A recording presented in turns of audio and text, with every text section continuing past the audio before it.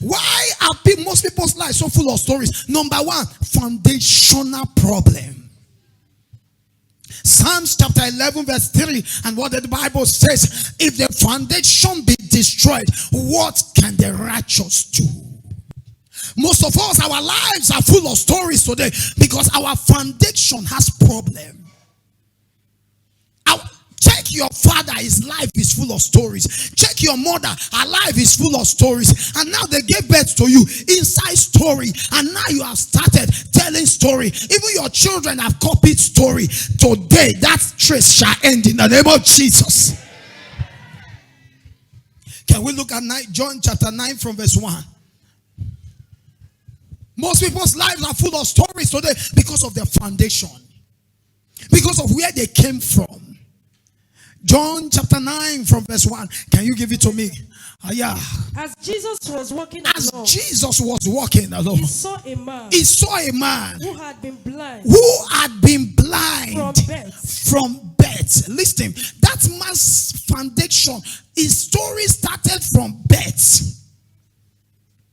He saw a man who had been blind from birth. And this became the storyline of the life of that man. That they began to call him the blind man. What name are they calling you now because of your foundation? What name am I talking to somebody now?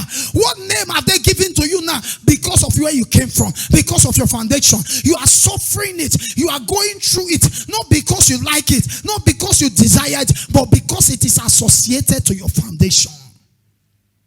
He saw a man who had been blind from where? From birth. That man's story was foundation. Foundational. Let me tell you something. Why are you poor? Oh, my father is poor, my grandfather is poor, my great-grandfather is poor. You can change the stories. You can change the storyline. Because I don't want to be associated with this kind of lives again. I am tired of what? Stories. And what happened?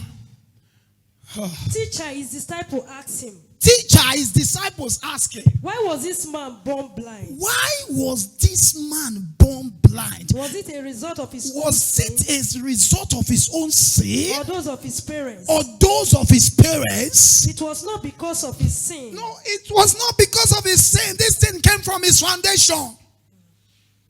Ladies and gentlemen, there are two things you can't change in your life. Number one, you can't change your parents. Oh my good God. Are we together? Because you were born into that family not by your choice. I believe there are some of us, if we are asked if we should be born into the family we are born into, for some of us who will make a change. It's not that you don't like them, but there is something that will make you to say, Lord, I would have loved to be born into this family. Is somebody hearing what I am saying? You can't change the family you are born into. It is a gift. I wish you like the gift. It is a gift that God has given to you. God gave you your parents or gave you to your parents as a gift. And so whatever you see there, you should bear. But somebody say, I will not accept what is not in line with my destiny. I used to listen to my mother when I was growing up, and there was only one counsel which I disobeyed that my mother gave to me. When we were growing up, if we want to go to somewhere, my mother will call us and gather us inside the house, and it will draw our ear. It will say, oh, see, hear me, my son. You know we came from a very poor family. When you go to that place, don't move with the rich, move with the poor. Sincerely, she was very, very innocent in what she was saying because she had her reasons. She said the reason is because if you move with the rich, when anything happens, the rich will come and bail their children. I won't have money to bail you. But little did my mother know that majority of the evil people are the poor people. And so we so respected our parents that we want to listen to everything they said.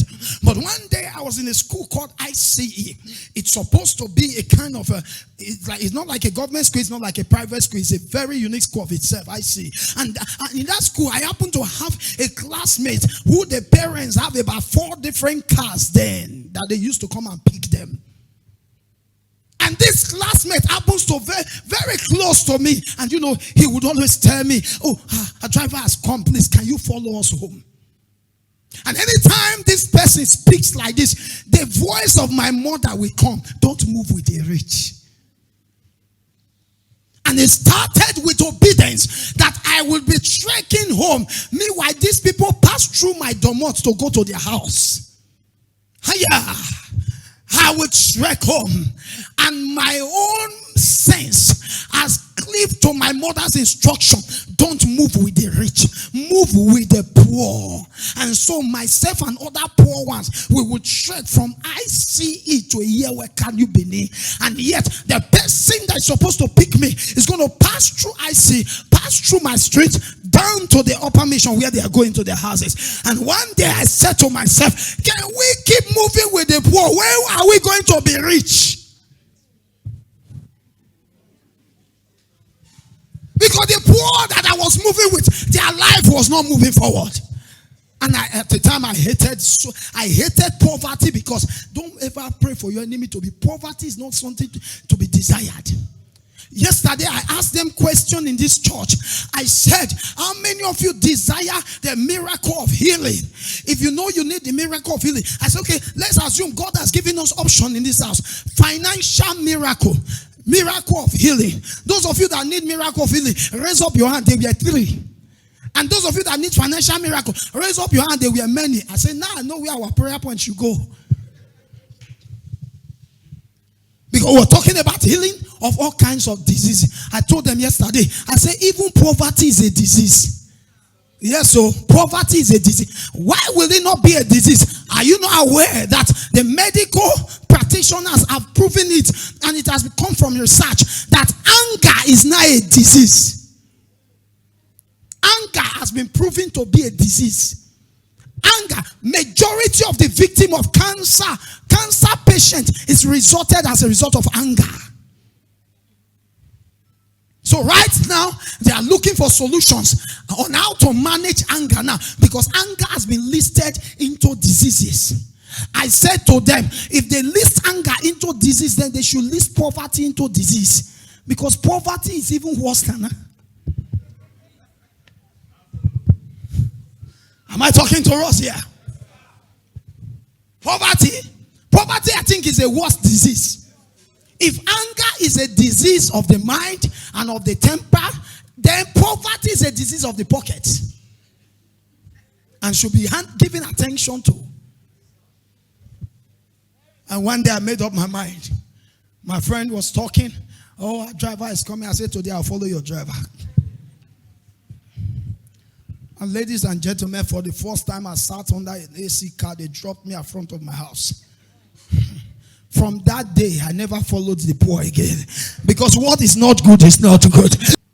Number 2 is manipulation by village people. What did I say? Manipulation by village people. Ladies and gentlemen, if village people manipulate your life will be full of stories that if they act it, Nollywood will get money. I've met with people in my life. It was actually counseling they came from. But I told them, I said, if they put this your story for movie, go sell. Because you hear some kind of story, you are asking yourself, how true is this? But it's true. Manipulation by village people has made so many people, their life is so full of stories. I have a young man in this house. His father is wealthy with properties, everything. But yet, as I talk to you now, the family cosificated all the property and make him is living in this city like a nobody. Yet his father has property that can settle him. We've been praying in the matter, and thank God, God is intervening already. There's fight now in the family. They are fighting themselves. One of them called him and said, all you need to do is, I will tell you what to do, how to meet the elders. All your father's property shall be handed over to you. I told him, if we get to this point, then you need coverage. Kneel down on the altar. I poured on here on him. I said, so that they will not kill you before that judgment. Because village people are wicked. There are people who have vowed, over their dead body you shall not amount to anything. Luke chapter 19, read from verse 29. Let me show you something. Ladies and gentlemen, I've seen things. There is the wickedness of the wicked. Majority of them is from the family we came from. Yes, sir. You hear some things like this. You are asking yourself, this person that is doing this, let me tell you something. The wicked people, they are not interested in inheriting what you have. They just want to spoil it. You as a sister, why is it that nobody wants to ask your hand in marriage?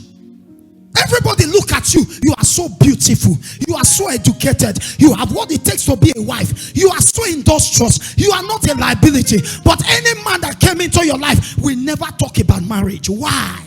Who is stopping them from discussing that discussion? Are you there? Luke chapter 19, verse 29.